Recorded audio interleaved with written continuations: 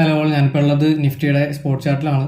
ഞാൻ ഇന്ന് market profile use ചെയ്തെടുത്ത ട്രേഡ് ഞാൻ ഒന്ന് ഷോർട്ടായിട്ട് എക്സ്പ്ലെയിൻ ചെയ്ത് തരാം. മാർക്കറ്റ് ഇന്ന് കുഴപ്പമില്ലാത്തൊരു ബുള്ളിഷ് മൂവ്മെൻ്റ് ആയിരുന്നു തന്നിട്ടുണ്ടായിരുന്നത്.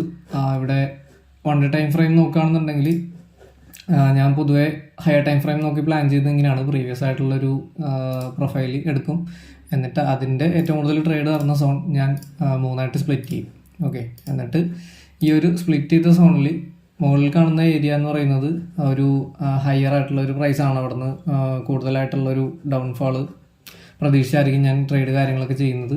പിന്നെ അതുപോലെ തന്നെ ഈ ഒരു സോണിൻ്റെ താഴത്തുള്ള റേഞ്ച്, അതായത് ഈ ഒരു ഫസ്റ്റ് കാണുന്ന ഈ ഒരു ബോക്സ്, ഈ ഒരു റേഞ്ചിലാണെന്നുണ്ടെങ്കിൽ മാർക്കറ്റ് പൊതുവെ മുകളിലേക്കുള്ളൊരു മൂവ്മെൻ്റ് ആയിരിക്കും തരുന്നത്. കാരണം ഇതൊരു ലോവർ ആയിട്ടുള്ള ഒരു പ്രൈസിനെയാണ് ഇൻഡിക്കേറ്റ് ചെയ്യുന്നത്. സോ ആ ഒരു സ്ട്രാറ്റജി ബേസ് ചെയ്തിട്ടാണ് ഞാൻ എൻ്റെ ബൈ ലോ സെൽ ഹൈ അങ്ങനത്തെ ഒരു റേഞ്ച് കാര്യങ്ങളൊക്കെ ഞാൻ കണ്ടുപിടിക്കുന്നത്. സോ ഇവിടെ നിങ്ങൾ നോക്കുകയാണെന്നുണ്ടെങ്കിൽ ഫ്രൈഡേ നമുക്കിവിടെ കാണാൻ പറ്റും.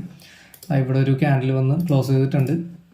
അത്യാവശ്യം നല്ല രീതിക്ക് തന്നെ താഴത്തേക്ക് വന്നു. എന്നിട്ട് ക്ലോസ് ചെയ്തത് എങ്ങനെയാണ് ബുള്ളിഷായിട്ടാണ് ക്ലോസ് ചെയ്തത്. കാരണം ഇത് ഞാൻ പറഞ്ഞ പോലെ ഈ ഒരു ഫസ്റ്റ് ഏരിയ എന്ന് പറയുന്നത്, ഈ ഒരു താഴെ കാണുന്ന സോൺ എന്ന് പറയുന്നത്, ഇവിടെ നിന്ന് പൊതുവേ ബൈയിങ് ഓപ്പർച്യൂണിറ്റി അല്ല, ബൈയിങ് വരുന്നതാണ്. സോ ഇവിടെ നല്ലൊരു ബൈയിങ് ഓപ്പർച്യൂണിറ്റീസൊക്കെ നമുക്ക് കിട്ടാറുണ്ട്. ഇനി അതുപോലെ തന്നെ ഇന്ന് മാർക്കറ്റ് ഓപ്പൺ ആയത് എങ്ങനെയാണ്, ഇവിടെ ഒരു ഗ്യാപ്പ് ബോർഡ് തന്നെ ഓപ്പണായി, എന്നിട്ട് മാർക്കറ്റ് മൂവ് ചെയ്തു, എന്നിട്ട് ഇവിടെ ക്ലോസ് ചെയ്തു. സോ ഇതാണ് ഒരു മൂവ്മെൻറ്റ് ഇന്നുണ്ടായിരുന്നത്. സോ ഞാനിവിടെ ഇന്നത്തെ എൻ്റെ ട്രേഡ് കാര്യങ്ങളൊക്കെ എക്സിക്യൂട്ട് ചെയ്തത് ഞാനൊന്ന് എക്സ്പ്ലെയിൻ ചെയ്ത് തരാം. ഇന്ന് മാർക്കറ്റ് അത്യാവശ്യം ബുള്ളിഷായിട്ടാണ് മൂവ് ചെയ്തത്. പിന്നെ ഈ ഒരു പ്രൊഫൈൽ നോക്കുകയാണെന്നുണ്ടെങ്കിൽ നമുക്കിപ്പോൾ നിലവിൽ ഫോം ചെയ്തുകൊണ്ടിരിക്കുന്ന പ്രൊഫൈലിൽ ഇവിടെ ഒരു പോയിന്റ് ഓഫ് കൺട്രോൾ ഉണ്ട്. പിന്നെ അതുപോലെ തന്നെ ഒരു വാല്യൂ ഏരിയ ഹൈ ഉണ്ട്. ഇതാണ് ഹയർ ടൈം ഫ്രെയിമിലെ മെയിനായിട്ട് റിജക്ഷൻ കിട്ടാൻ സാധ്യതയുള്ള ഒരു ലെവൽസ് എന്ന് പറയുന്നത്. ഇനി 30 മിനിറ്റ്സിലേക്ക് ഞാൻ സ്വിച്ച് ചെയ്യുകയാണെന്നുണ്ടെങ്കിൽ ഇവിടെ നമുക്ക് 30 മിനിറ്റ്സിൻ്റെ ഓരോ പ്രൊഫൈൽസ് നമുക്കിവിടെ കാണാൻ പറ്റും. ഇവിടെ ഇവിടെ ഒരു റെസിസ്റ്റൻസ് ഉണ്ട്.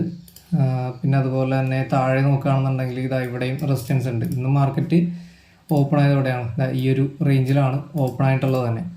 അപ്പോൾ ഈ ഒരു 2 ഏരിയാസാണ് മെയിനായിട്ട് റിജക്ഷൻ കാര്യങ്ങളൊക്കെ കിട്ടാൻ സാധ്യത ഉള്ള ഒരു ലെവൽസ്. പിന്നെ ഞാൻ മാർക്കറ്റ് അത്യാവശ്യം നല്ല രീതിക്ക് തന്നെ വാച്ച് ചെയ്തുകൊണ്ടിരിക്കുന്ന സമയത്ത് എന്താ സംഭവിച്ചത്, ഈ ഒരു സോണിൽ നിന്ന് അത്യാവശ്യം നല്ല റിജക്ഷൻ വരുന്നുണ്ടായിരുന്നു. ഞാൻ ഈ ഒരു പ്രൊഫൈലൊന്ന് ഹൈഡ് ചെയ്ത് കാണിച്ചു തരാം.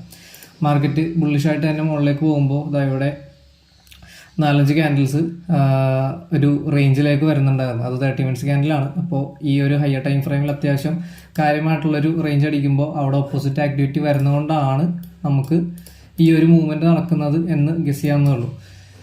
സോ ഞാൻ പ്രൊഫൈൽ ഒന്നുകൂടെ സ്വിച്ച് ചെയ്യാം. ഇവിടെ നോക്കുകയാണെന്നുണ്ടെങ്കിൽ പ്രീവിയസ് ആയിട്ടുള്ള ഒരു പ്രൊഫൈൽ ലിങ്ക് കാണാൻ പറ്റും.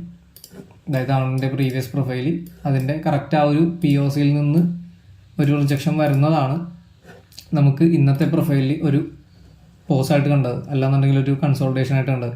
ഇവിടെ മാർക്കറ്റ് അത്യാവശ്യം നല്ല രീതിക്ക് ഒരു ഫാളോ വന്നിട്ടുണ്ടായിരുന്നു. സോ ഞാൻ ഒരു കോൾ ഓപ്ഷൻ സെല്ലാണ് ചെയ്തിട്ടുണ്ടായിരുന്നത്. അത്യാവശ്യം കുഴപ്പമില്ലാത്തൊരു പ്രോഫിറ്റ് കിട്ടി. ഒരു 1800 റേഞ്ചിൽ പ്രോഫിറ്റ് കിട്ടിയിട്ടുണ്ടായിരുന്നു. ഇതായിരുന്നു എൻ്റെ ഇന്നത്തെ ട്രേഡ് ഉണ്ടായിരുന്നത്.